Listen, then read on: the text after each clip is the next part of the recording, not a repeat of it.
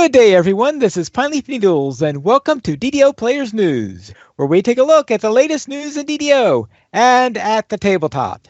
And please welcome my co-host from Ravenloft, Dracula. Hey now, everybody.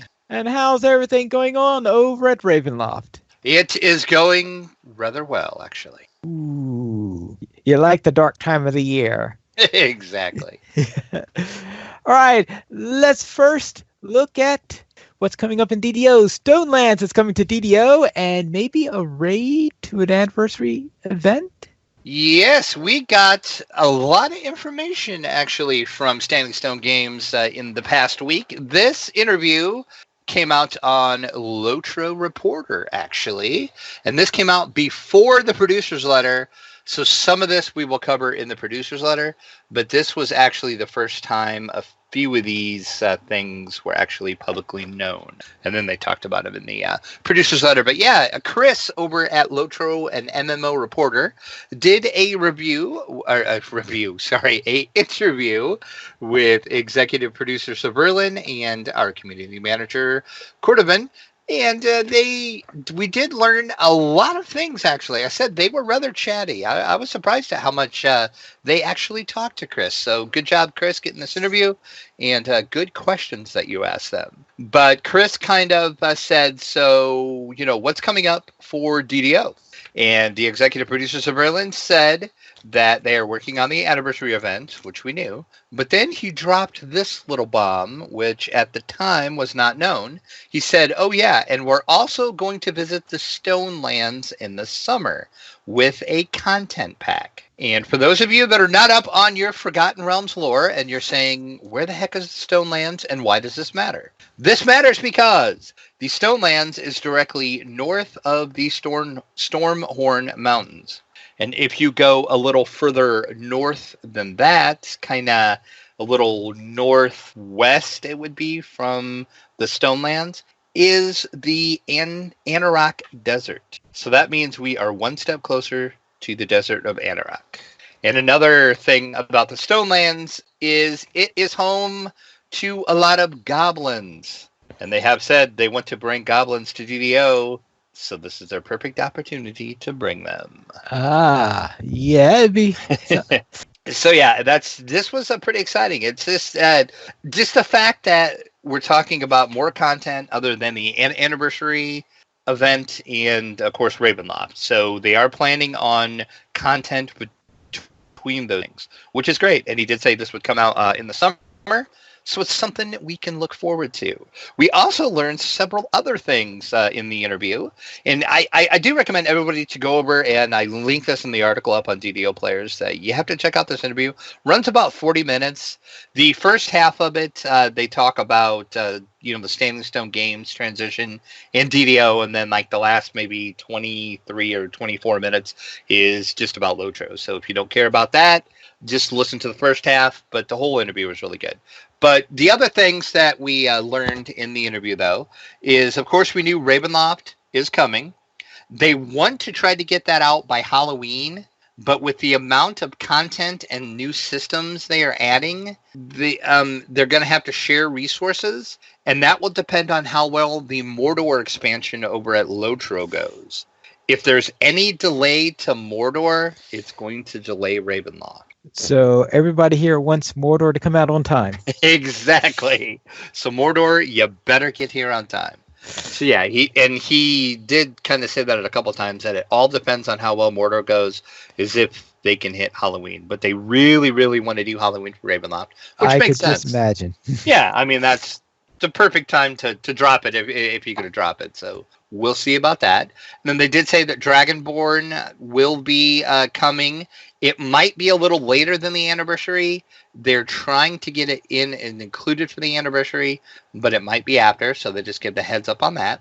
Speaking of the anniversary event, it is going to be all dragon themed, as that's what the players wanted. There's also going to be a raid and 2 dungeons. So there is a lot of stuff coming for DDO in the next couple months. And then also we learned that DDO and Lotro do share the same version of the engine, but it differs slightly. I think it was Cordovan said that the AI in Monster Combat is completely different for the two games. So devs can move back and forth from game to game, but it takes somebody experienced to do it well because of how different the combat and AI systems work. And that was the first time they really talked about that. So that was interesting. So, but yeah, go check this out over at Lotro Reporter, the interview with Cyrillian and Cordovan. Great listen. Oh, okay. Yeah, they have to be careful because they don't want to be in the middle of creating a Lotro raid that requires the characters to swim underwater, forgetting that, oh, wait. Oh, wait, you can't do that at Lotro, can you? Yeah. Have we talked about everything in the producer's letter yet? We have not, actually. There was a lot of stuff in the producer's letter that wasn't in that interview. I said some of the stuff was, some of it wasn't. But yes, the producer's letter did drop, the long-awaited producer's letter. And it starts out with greetings. It has been a busy couple of weeks since we announced our transition to Standing Stone Games. We appreciate the patience you've shown as we continue to work on this transition. Your help in identifying various nooks and crannies that still might need attention. We all thank you for that. This coming year promises to bring a lot of new content, so I wanted to talk a little bit about that and what we have to look forward to in 2017. We are currently working hard on Update 34, which will feature a new free dungeon, a champion revamp, and the debut of the Reaper difficulties. Champions are creatures that have been tainted, are empowered by the manual of planes with bits of planar energy to make them more powerful. To reflect this lore and to allow us to better identify the threat they pose, champions have been revamped so they are marked with a specific plane and gain powers from that mark. Each champion has a planar title and a crown icon to reflect the level of its empowerment, so you can identify the challenge ahead of you more easily. And I did check this out when Lamani was up last week. I popped into a dungeon and pulled a couple of champions. And they are different. They do have different crowns. Look like they had some different effects. I know some of the champions I ran into, I don't recall which actually plane they were from, were a lot tougher than what I remember champions being. So that's great. That's good. And I like that you can, once you learn what the different crowns are, you can actually see them before you actually get to fight them. So as they say, you'll know what you're going to be fighting more easily. So that's good. And then Cyrillian goes on. One of the joys of playing Dungeons & Dragons Online is the vast amount of build customization that the game offers.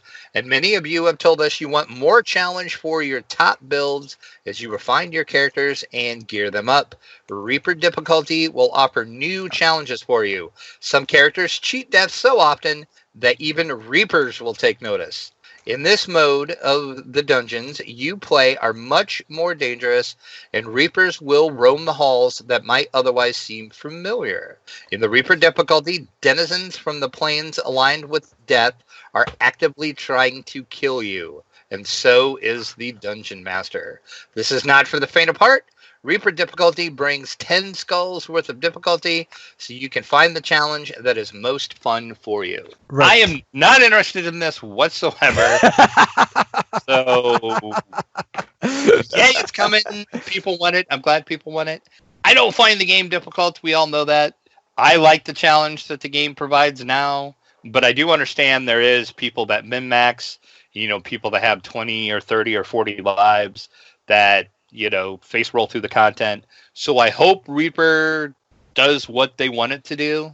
Kill these guys off? And from what I've seen so far on the Lamania forums, there's a slight percentage of players that claim they can finish a 10 Skull Reaper, which the devs are saying, we don't believe you because 10 Skull should be technically impossible. So we'll see how it goes. Like I said, not knocking anybody that wants Reaper. I particularly don't want it. I don't ever see myself playing in Reaper, but it's going to be coming in Update 34. So I know a lot of people are happy about it. For them, let me guess. They're saying that they're easily completing 10 Skull Reaper with a frying pan. Not quite that bad, but yes, pretty much. Okay. Pretty much. And there's a lot of people are saying they want video proof of that because there's some players that have checked it out on Lamania and are saying unless you are totally on the top of your game and you have your build down to a T, it's going to be hard for even the most seasoned veteran player, which is what the whole point of Reaper is. So I guess we'll see how it goes. But they did say they are going to include it in Update 34. This was not in the producer's letter, but Cordovan on, I think it was his Friday stream, did say they did push Update 34 out a couple weeks because they want to get one more Reaper build up on the Mania. So Update 34 has been slightly delayed, but that is due to Reaper, but we will get another Lamania this week, they're hoping. So back to the producer's letter. At the end of February, we will be celebrating our 11th anniversary of Dungeons & Dragons Online. That is awesome, 11 years. That is amazing. We will have special gifts, and the anniversary dungeon will be making a comeback for an encore. We're also working on Update 35 as well, and hope to have it ready about the same time frame as of the anniversary event. It will debut several new adventures, a new raid, and a new playable race, the Dragonborn. And of course, we know they put the poll up on the forums. Do you want Kobold or Dragonborn? Dragonborn went out, so they're bringing us Dragonborn. Okay.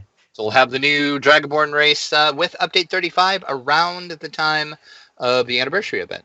So, in other words, the poll went 500 people for Dragonborn, 1 person for Kobold. It was about that bad, yeah. It was it was crazy. And I do have to point this out. Gumsking in the chat is saying they used the, quote, alternative facts, quote, version in claiming they completed 10 skulls. Well played and very alternative facts. Okay, good. Well played. If you're keeping up on the news, well played, Gums Gang. Well played. Back to the producer's letter. After Update 36, we'll have 2 more updates in 2017. Let's just let that sink in a second. Okay, we have already learned. We have already teased that one of those will be our expansion. We are very excited about Ravenloft, which has long been a fan favorite. We are planning lots of new content, sentient weapons, and other surprises. Sentient weapons. Yes, that will be interesting to see how they pull sentient weapons off. Oh, yeah, boy. Nothing like having an argument with your sword. Exactly. So I can't wait to see how they pull that. And, of course, Ravenloft itself. I mean, come on. It's Ravenloft, right? Do I have to say any more about that? Just Ravenloft isn't here yet. That's all I'm going to say. Okay. And finally, Seb rounds the letter off with, we will continue to target game performance improvements and squash bugs like usual. And we'd like to look at Cleric, Favorite Soul, Druid, and Artificer, and do other class work as necessary. We also want to hear from you. Listening carefully to your suggestions has always helped our game to be its best. We are expanding the roster of the DDO's Players Council to get more feedback from more people often. Look for that to start soon. They'll be taking applications here within the next week or so, I think they said. And this will be an incredible year for DDO, and we thank you for being a part of it, Seb. So there you go. That is our January 2017 producer's letter. A lot of stuff. Yeah, it's crazy the amount of content we are going to get, which is good because if you look back at 2016, there was not that much content added to the game. It was basically they concentrated on bug fix and class passes and such like that. No, not a lot of content. I mean, yes, we did get some new dungeons and stuff, but not a lot. Looks like 2017, if they can pull it off the way they have stated, is going to be the year of content. So we'll see how that goes. But pretty exciting letter. Pretty exciting future for DDO, I think. All right. So now let's head into our DDO Chronicle issue 221, where that's an evil-looking warg. It is. It's got red eyes. That's cool. I want one as a pet. Make that happen, Standing Stone. Make that happen. LSD 37 is kicking off 2017 with updates to his popular DDO planner. So click over and get that for the updated Character Builder Lite and the Kenneth Crafting Builder Lite as well. So fans of those 2 tools, they have been updated, so go use them. City streams DDO every Friday starting at 1 p.m. Eastern. Click over and give City a follow on Twitter. There's a link there to his Twitch page. City is fun to watch, fun to Chat too. He involves chat a lot in his streams. So if you haven't watched City play, go check it out. Cool dude. Enjoy his streams every Friday at 1 p.m. In the Fansite News section of our Chronicle, DDO Cast is talking about the best trinkets and more in the latest episode of DDO Cast. So give that a listen. And over on Even Notes blog, she is taking on the Abbot. So click over to give that a watch and to read about her adventures in the Abbot raid. Man, I cannot talk tonight. And then finally, Ed Reek is writing about questing in 2017. So look over to see what our friend and former stalker, he hasn't been stalking us too much lately, Ed Reek has to say about his questing in 2017. And of course, we do have our Chronicle comment of the week. And the question this time is, what little-known musical instrument could become Stormreach next big thing? How about the didgeridoo? Okay, that is definitely. So you're saying Australia is going to invade Stormreach, and we're going to get the didgeridoo? Yeah. Got it. Yes, I know that one time when I was at a Toastmasters meeting where someone was talking about his hobbies or something and mentioned in passing that one of his recent hobbies was playing the didgeridoo. I of course completely thought he was joking until I think the next time he came in to do a speech, he demonstrated playing the didgeridoo. Well, there you go. So therefore, let us then head into our store sales. So what's on sale this week? We have 40% off select monster manuals, Slayer count boost, yay for sale, Slayer count boost, select pets and accessories, and the companion name changes. And I will add the caveat that I always add when these come up on sale: do not pay for a companion name change. Name it correctly the first time. A waste of DDO points, in my humble opinion. How much do they charge for that? It doesn't matter, right? I don't know. I've never looked. They're 40% off, but that's still 40% too much. The free sample of the week through January 26th is a mid-weird spirit token. Man, words are hard tonight. Use the coupon code RACETHECOLD. You will get one per account. So as always, choose your server wisely. And for you, Pine Leaf, because I know you're going to ask, what in the heck does a mid-winter spirit token do? That will allow you to see the racetrack easier when you are doing the skate race in Evening Star. All right. So let's head into our site news where we ask the question in a poll, who should voice Strahd? You know, and I never even thought about this until Grim Aldius sent me a tweet, and they said, the bigger question is, who do you want to voice Strahd in the upcoming Ravenloft dungeon? And I said, this is a good poll, so I'm going to use his question as a poll. And I did. And I just picked a few names at random. I didn't really I'll be honest, I didn't put a lot of thought into the names I put in here. I just kind of threw some well-known voice actor names together. And it was a pretty close poll, actually. We had 123 votes, which I think is our second most popular ever poll that we had. I think one other poll we had like 136 or something. But so really good turnout on this poll this time.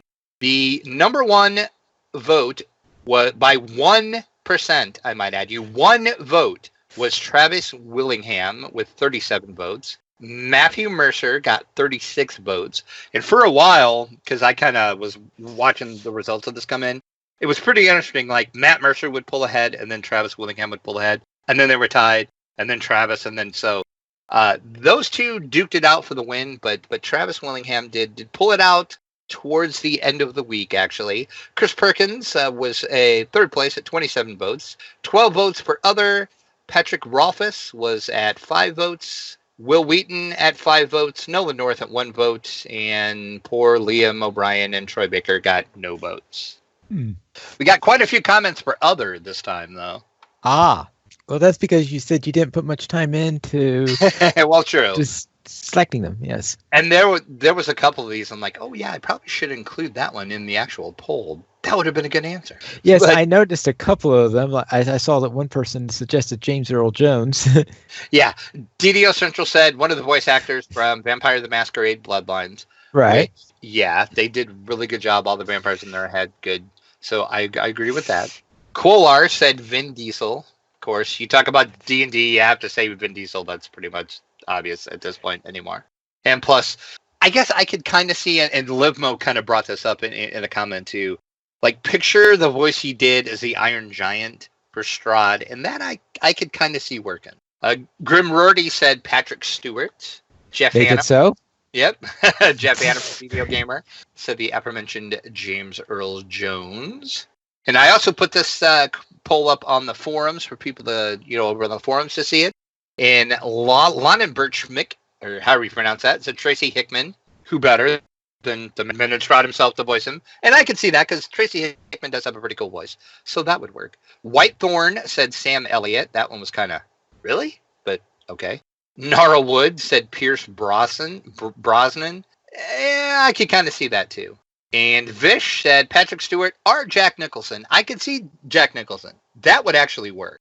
And over on the forums, Eric the Dead said Mark Hamill. But no, not with his Joker voice. But if he has the talent to come up with the best Joker voice of all time, then he has the talent to come up with the best Vampire Overlord voice of all time. Okay. I guess I didn't see that particular movie, since when I think of the Joker, I think of Joker in the cartoons and in the video games. Okay, because when I think of the Joker, I think of Jack Nicholson.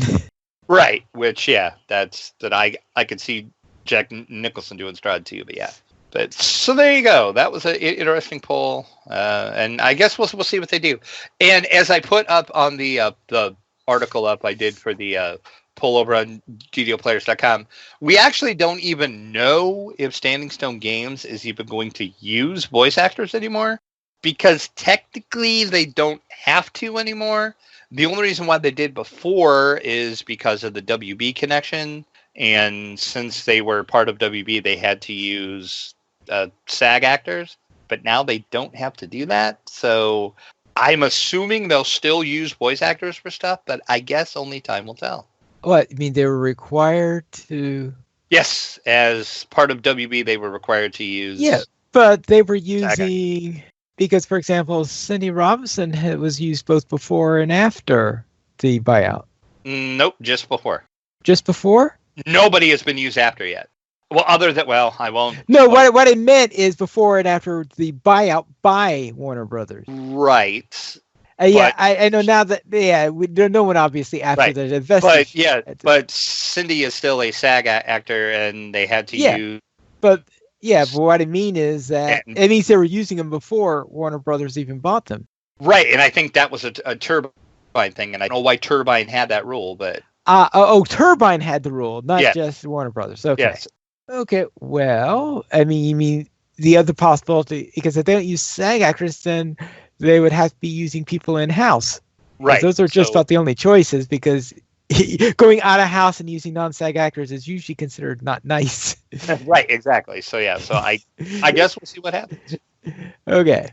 All right, let's then head into the DDO player screenshot of the week, and it looks like you're trying to kill the dragon. We are definitely trying to kill a dragon, and of course that is the red dragon Vela. If you're familiar with the Von raid, you know what red dragon that is.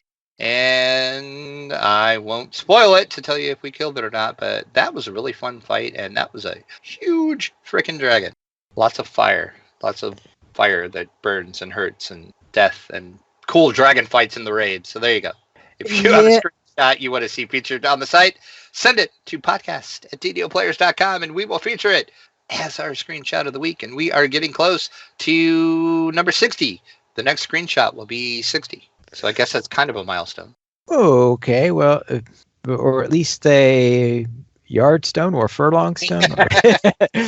Some kind of stone. All right. A standing stone, as it were. Oh, see what I did there? Oh, yes. Okay. And you also had an interview with a game designer, Rodney Thompson. And, well, how'd this go? It went really well. We talked about his history with gaming, his game designs. We talked a lot about Lords of Waterdeep, because, of course, he is the one that designed Lords of Waterdeep. We talked about Tyrants of the Underdark. And we talked about his new upcoming game that we talked about last week, which is, of course, Dust City Outlaws. That Kickstarter is going to be up on Kickstarter soon. So we talked a little bit about that. Fun guy to talk to. Great interview. Check it out if you haven't listened to it yet. It's about 40 minutes long. It was a fun time, and I want to thank Rodney for taking some time out of his crazy schedule that he has. He actually works at Bungie on the Destiny video game, and he actually had a day off from Bungie, so he was doing work for Scratchpad Publishing, which is the new company that he created for this Kickstarter. So he kind of took some time out from all of his busy stuff to talk to us.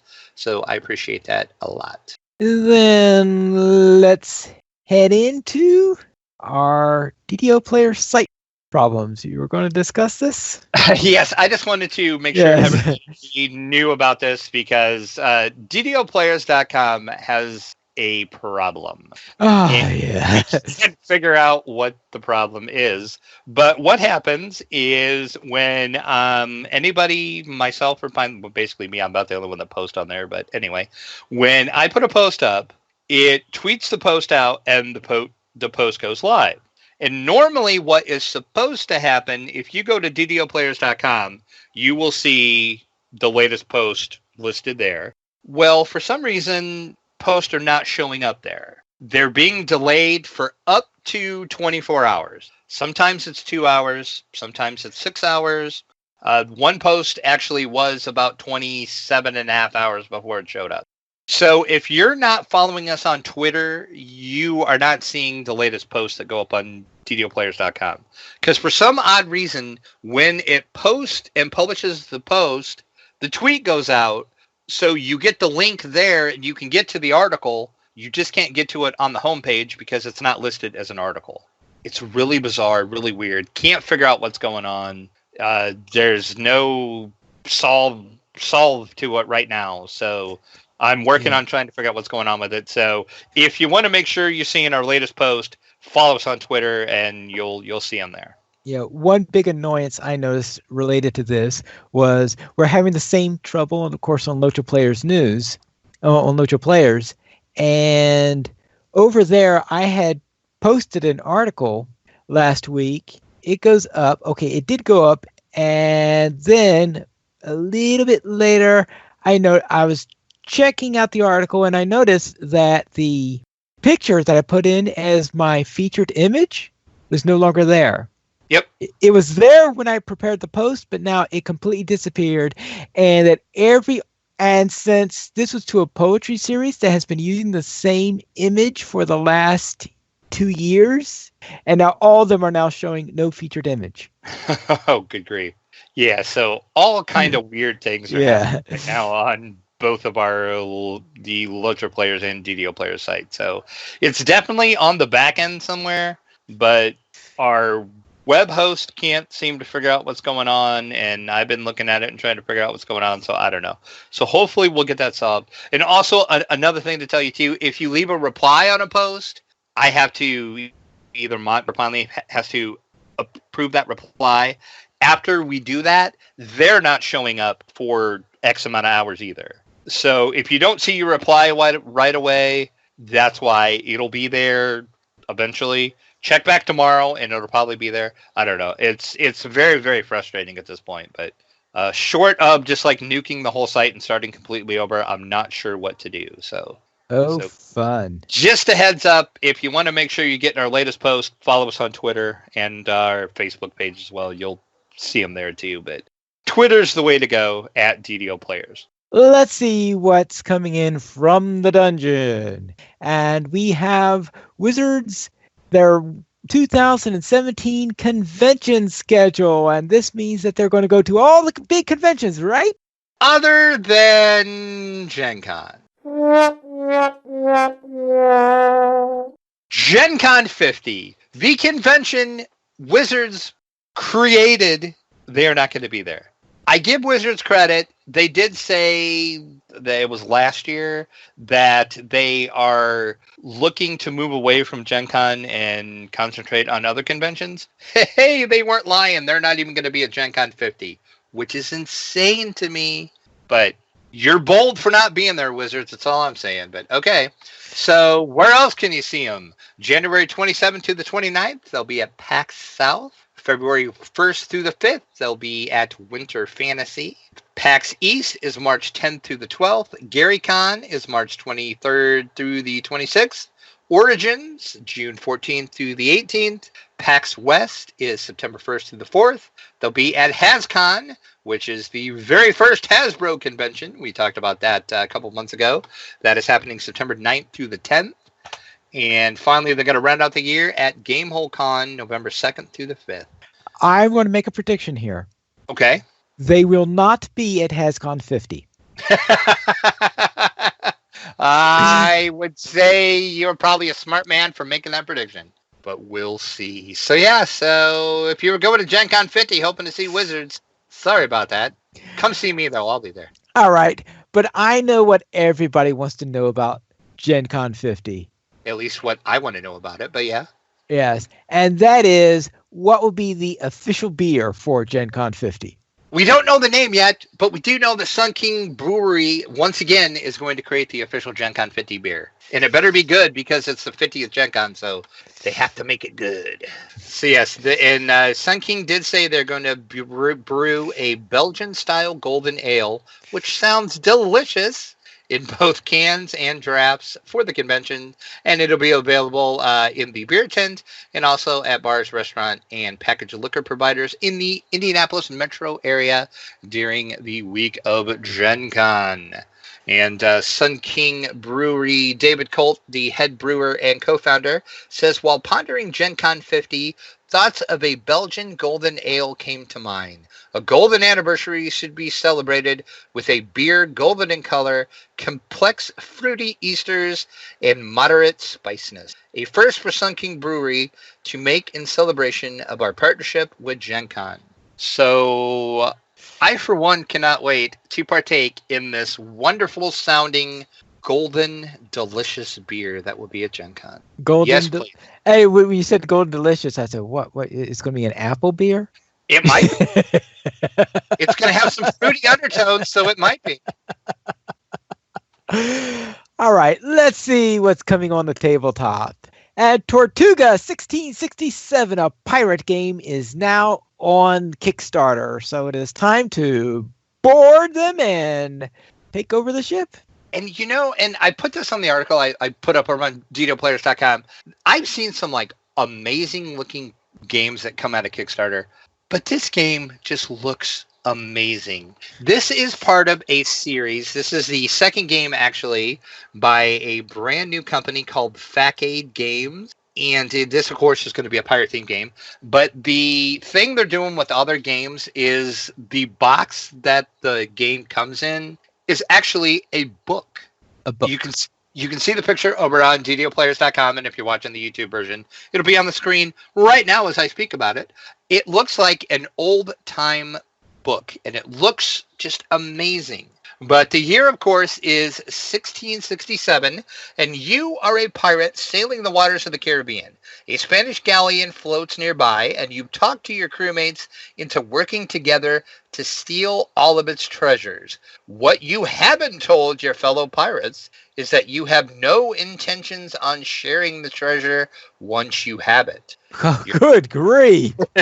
Your crewmates have told you that they share your loyalty, and they'll help you maroon the greedy pirates on your ship on the rocky islands near Tortuga. But you've seen your friends' loaded pistols and heard their whisperings of mutiny. You know that nobody can be trusted. So yes, this is a social deduction type game, and it sounds like it's an awesome, good screw-over game, so my kind of game. My friends and I would probably love to play this because we love to screw each other over. As you well know, I've talked about it. So yeah, this Kickstarter is up and running now. Just started. They have blown past their goal already, actually, though. So but they don't have any stretch goals listed. So I don't know if they're going to add stretch goals, or they're just happy with the way it looks. But it does look pretty amazing, and it sounds like a fun party type game. It's for 2 to 6 players. There are stretch goals. Oh, they must have added them, because when I first looked at Kickstarter, there was no stretch goals. So right now the problem is they've already blown way past them, because the most recent one is Pirate Code, which is at 100,000. So. Oh yeah, because they're at 118,000. So time to add some more stretch goals, buddy.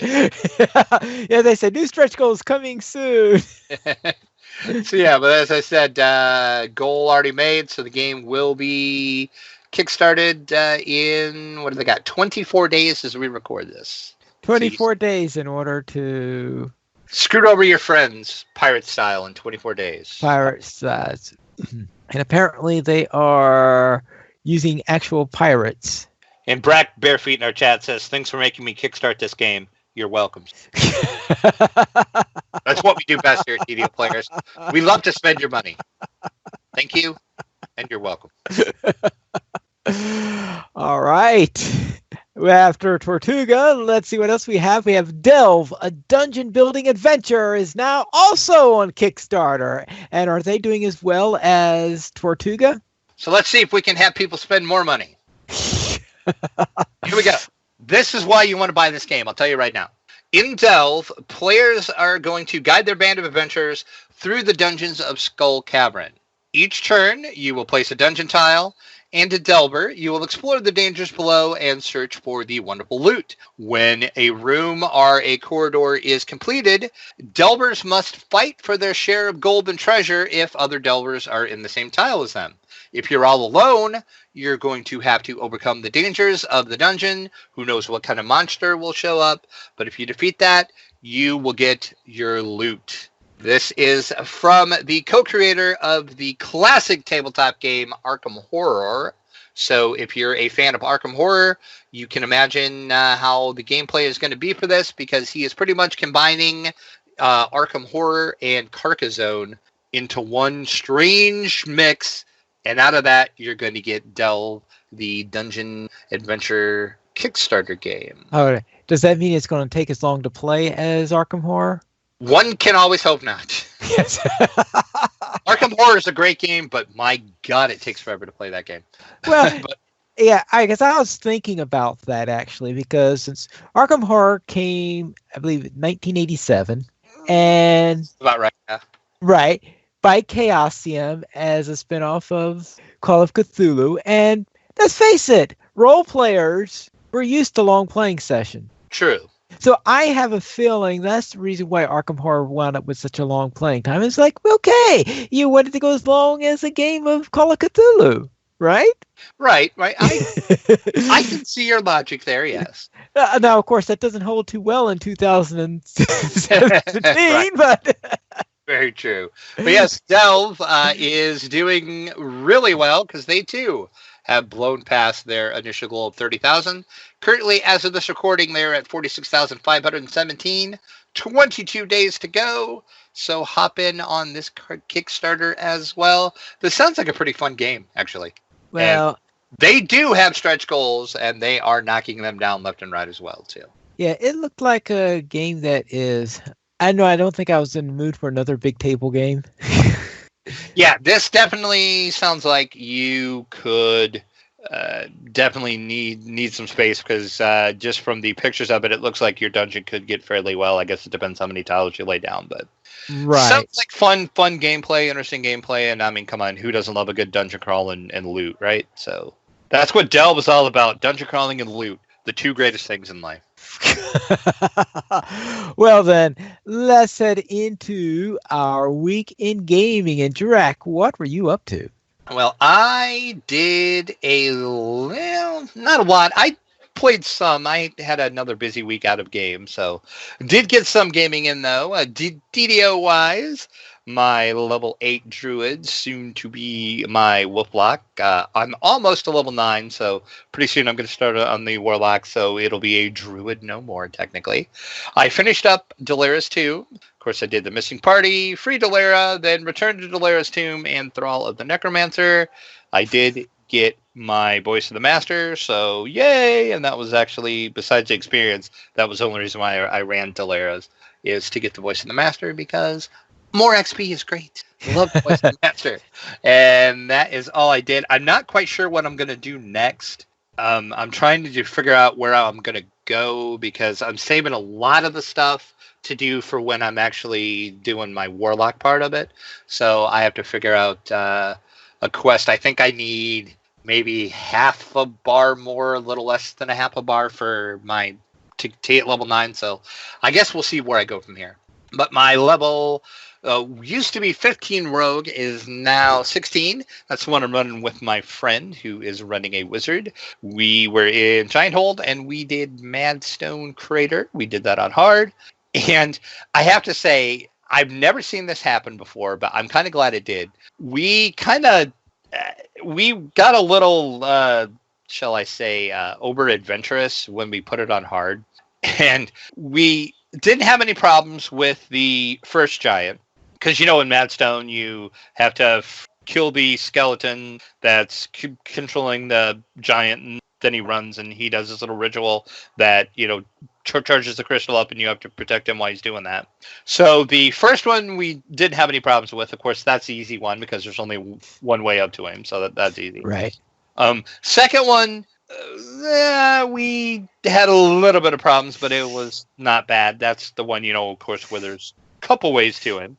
Well, then we got to the third guy. And the third guy is the one where there's 3 ways to him, and then there's the ledge above him.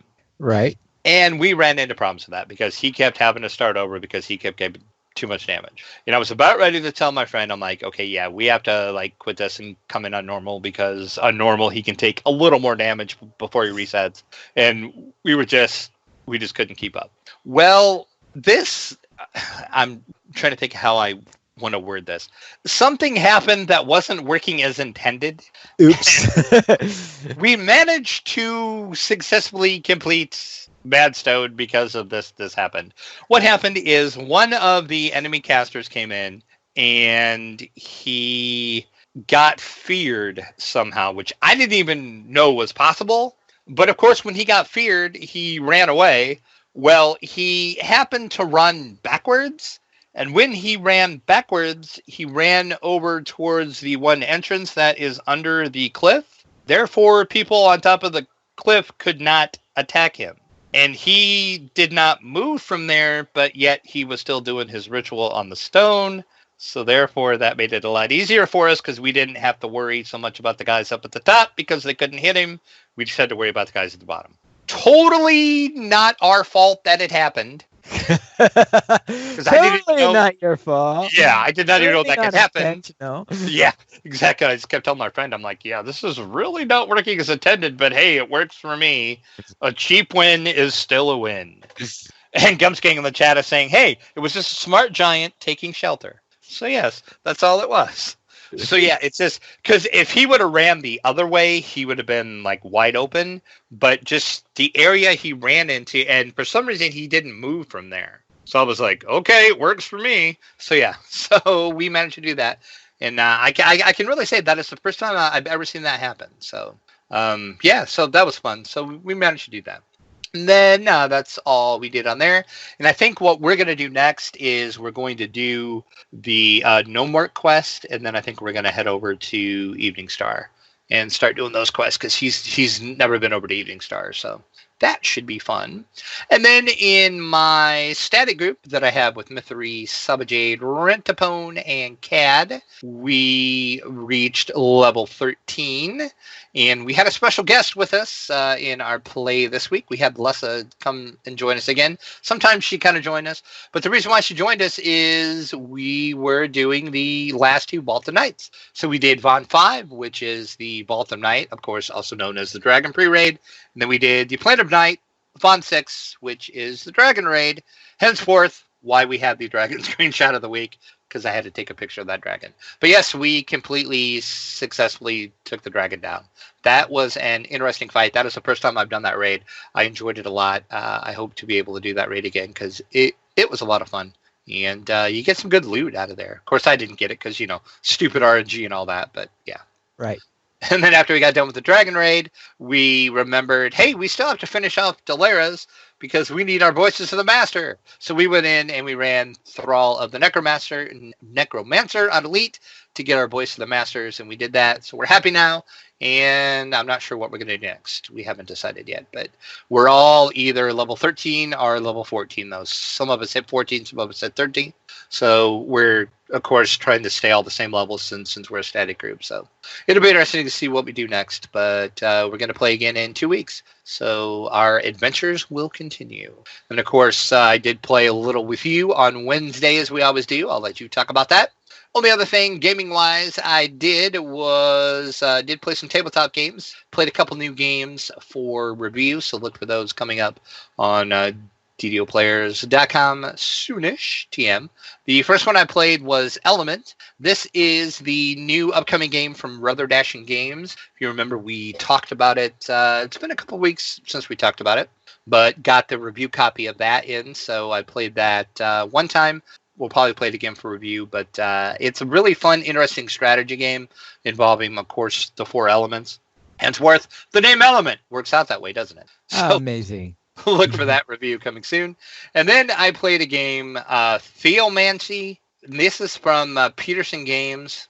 Yeah, look for the review soon. Spoiler alert, it's not that fun.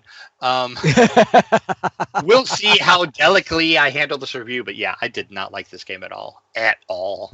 And this is the first time I have ever gotten a game to review that I absolutely did not like and am striving to find something nice to say about it. So it'll be interesting to see how I handle this one. But yeah, this is just, it's not a good game whatsoever, in my opinion at least. So we'll see, but look for that Theomancy review coming soon. Spoiler alert, not that fun of a game. Theomancy or Theomaki? I don't know how you pronounce it. I've heard it pronounced 4 or 5 different ways, so pronounce that however you want to pronounce it. I say Mancy, some people say Maki, some people say Theomagy, so I don't know. Because Theomancy makes it sound like it's some sort of magic. That would be a much cooler game if it was. Wow, did I say that out loud? Wow. Ooh, let's see. Well, let me see the definition for Theomaki in Merriam-Webster's dictionary.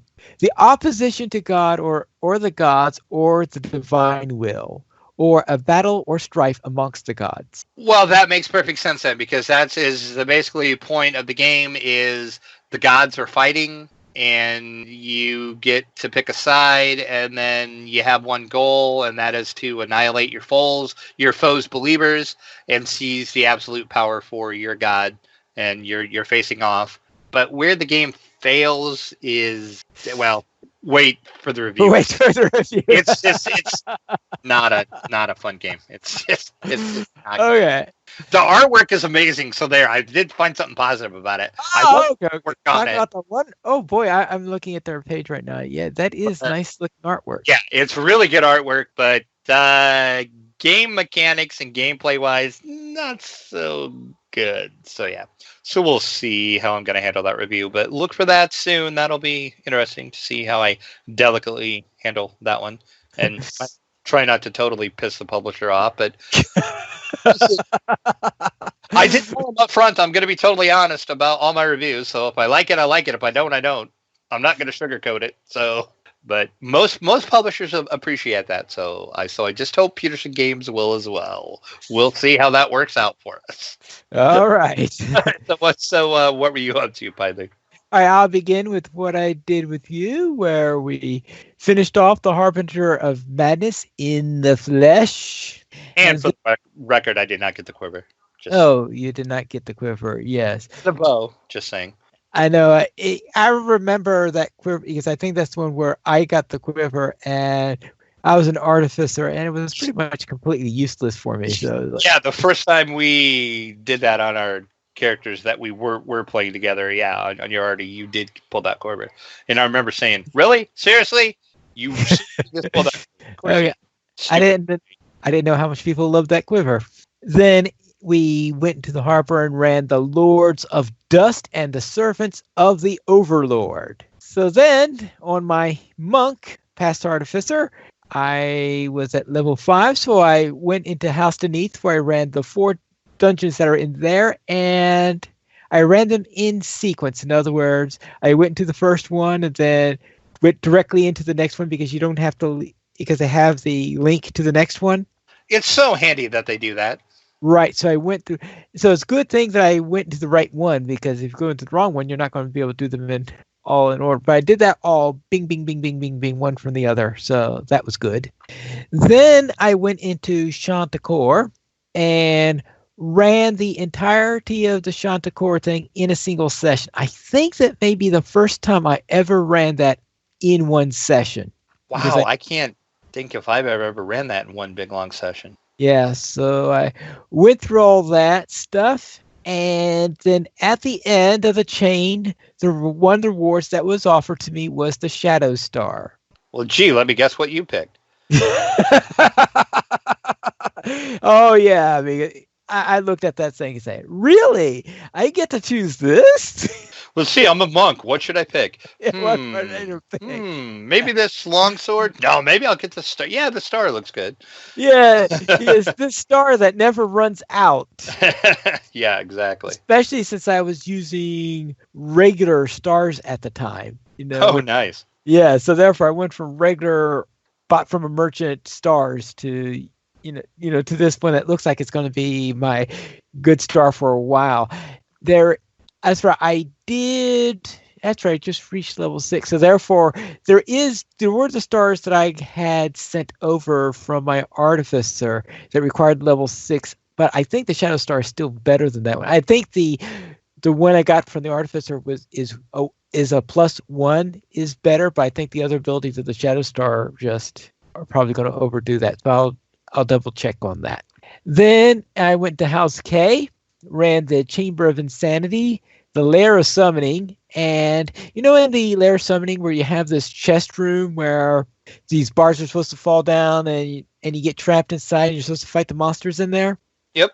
Well, I was going around in there, I was trying to figure out what the trap is all about, and I had just walked outside of the trap area when the bars fell. Nice. So you had all these monsters inside trapped in. Now, if that chest was something nice that you get as a result of this, then obviously I didn't get the loot in there because that's awesome. Yeah. So fortunately, there's no requirement to actually kill those monsters in order to complete the dungeon. So I went on and finished the dungeon from there. Then I ran the Forgotten Caverns. The next one that I received was Taming the Flames. I haven't done that question forever. Yeah, and I can understand why. I was in there. Now, actually, I actually decided to do this a little bit later after I'd done some of the stuff later on. But since I'm talking about House K right now, I'm talking about it now. And therefore, I believe the quest was level 7. I was at the time level 6. And I was actually getting through it reasonably well. But there was one time where I was going against a fire elemental that was standing in a pool of lava, and I stepped one step too close, fell into the lava, couldn't get out, and I said, no, I'm not going back in there. Yeah, fire protection a must if you're going to do the Taming the Flame. I believe I did have fire protection, and it still killed me. Then I went into Tangleroot Scourge. This is actually what I did in between, where I did that between Lair Summoning and Forgotten Caverns, where I went into Tangleroot Gorge, and I dinged for level 6 when I first got to the entrance of Splinter Skull. But I decided to hold off doing level 6 because I decided to stay there and do the quest in Tangleroot Gorge. So I did First Strike and Hobgoblin's Captains. I decided to do those at hard because I think they were level 3 quests, and I decided to bump them up to level 4 at least. Then, of course, War Plans, Whisper Doom Spawn, and while I was doing Whisper Doom Spawn, I decided just for giggles to see if I could put a dent into Whisper Doom. How'd that work out for you? Well, I think we went around this for about 5 or 10 minutes before I decided, before I say, oh no, I'm not hurting her any. So that's when I decided to leave. But it was like, all right, let's see if I could do it. So I wasn't really taking all that much damage. Or I should say my cleric was healing me in good time on that whole thing. So I wasn't really in danger of dying there, but Whisper Doom was even less danger of dying. So then I did the deadly package. And after I did the deadly package, then I went back to the marketplace where I went to level 6. Then I did the rest of those House K quests that I talked about. But after what happened in Taming the Flames, I decided I had to leave that session on a good note. So therefore, I went to House J and ran Mirror Sleepless Nights. So then in tabletop, I started out with Deep Space D6, where I decided to try the drone ship again. And yeah, I just can't get the hang of the drone ship. And it looks like based on the forums at the Geek, a lot of people have trouble with that drone ship. So therefore, I decided not to do that. And so I decided to try the fourth ship then, which is called the Mono And this one is a bit of a challenge ship also, but I think it's a more nice challenge in it. It's challenging, but I don't think it's as annoying the drone as the drone ship it is. And I think I came pretty close when I was getting to the end, but of course, inevitably, I did eventually go boom. But I thought it was a much better game play than the drone ship was. Then I played some bowling solitaire, and I'm finding that I still have a problem of being able to get through without having too many open frames, because of course, bowling and open frames are not a good combination, if you're familiar how bowling is scored. Yeah, I think you talked about it a couple weeks ago. Well, it's scored just like a regular bowling, though, isn't it? Or is it different in the game? Okay. Yeah, exactly like bowling. Okay.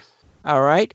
Then I played a new game that I just got called Pentacork, and the object of the game is to use your collider in order to find the elusive Pentacork. And we're playing that game. I found that yes, the finding a Pentacork in the game is almost as elusive as it has been for real physicists doing it in the real world. But I did make several attempts to it, and eventually I did manage to finally do a win with the base game. But they have also added, I think they had 3 expansions that they also sent. So therefore, at some point, I'm going to try some of those expansions and see if I can be able to win with any of those. But yeah, it's a bit of a challenging game on that matter. And when I got Pentacore, they also sent a game called Twin Stars. And Twin Stars is actually a game system that comes and each game comes with 3 cards and a tiny little rule book that discusses how the generic system works. And the 3 cards, 2 of them are the 2 characters you're controlling, and the other one is a card explaining the scenario and what equipment you need in order to do it, because usually you need a few dice, you need a few markers and stuff like that for it. So I tried that, and just to see if I could figure out how this game operates, and I think I did finally, yes, right, I did finally win a game on that one also, but it took me a while to figure out how the game works and what you got to do in order to be able to win it. But they do have difficulty levels, so it could be a little more difficult to do it at hard because I was doing it at easy. Then I was playing some Onirim, and I think I'm finally getting the hang of how the base game works. So I thought, all right, let's try one of the expansions, the Book of Lost Steps, and see how that works. And yeah, that didn't work too well. I eventually ran out of cards, and that was lost. And that's it. Where do you find the time? Good question. It's got to be out there somewhere. I guess. Yes. And a big thanks to Onishi, who is our top supporter on Patreon. And we currently have 22 supporters on Patreon. And if you'd like to help support DDO players, simply go to the donations page where you can support the Players Alliance on Patreon. There you'll find rewards, including a mention on the podcast of your choice, or even be a guest with us here on DDO Players News. And just in case you want to know, Onishi was the latest guest at Locho Players News, so we know which show he chose. And we do not have any iTunes reviews this week, but we just love to get some of your reviews. But we do have a featured comment from Moke Task on WotC announcing the 2017 convention schedule. What does Moke say? Mock, I think it is actually, but he says disappointed that the Wizards of the Coast isn't going to be at Gen Con this year, considering it is the direct descendant of the original convention that started in Lake Geneva those 50 years ago. But when they, Wizards of the Coast, said they weren't doing Gen Con anymore to focus on more conventions in a year instead of just one big one, I guess that it makes sense. I think last year they weren't officially there, but a couple of the main people did come onto Gen Con because, hey, it's Gen Con. I'd imagine if that was true, then the 50th will certainly draw a few of them in. Still kind of sucks, but either way, I'll see them at Origin. I suppose so. We did not have any emails this week, but if you'd like to send us one, you can send it to podcast@ddoplayers.com. You can also follow us at Twitter, the Players Alliance @PlayersAlly, DDO Players @DDO Players, Draculetta @Draculetta_72, and Pineleaf @PineleafNeedles. The Players Alliance has 4 live shows. Every Monday at 8:30 p.m. U.S. Eastern Time, we have DDO Players News.